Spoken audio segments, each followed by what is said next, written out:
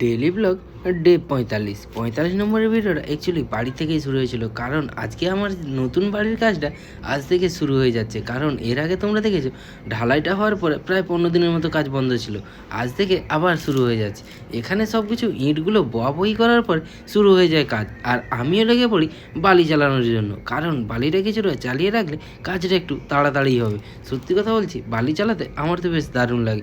এখানে শুরু হয়ে যায় কাজ, ওরা এই কাজটা করতে করতে টাইম হয়ে যায় মুড়ি খাওয়া শেষে।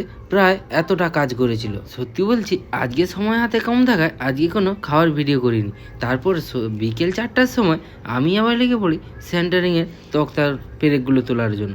তারপর এখানে 4:30-5টার সময় আবার কাজ শুরু করে দিই, কারণ আমার জামাইবাবু আবার এক্সট্রা কাজ করবে, তার জন্য আবার শুরু হয়ে যায়। তখন সময় প্রায় 7টা। আমি একটু দোকানে চলে আসি, কারণ সকাল থেকে বাজারেই আসিনি।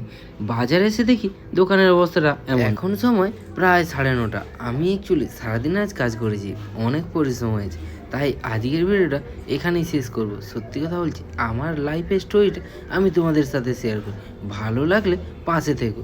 আজকের মতো বাই।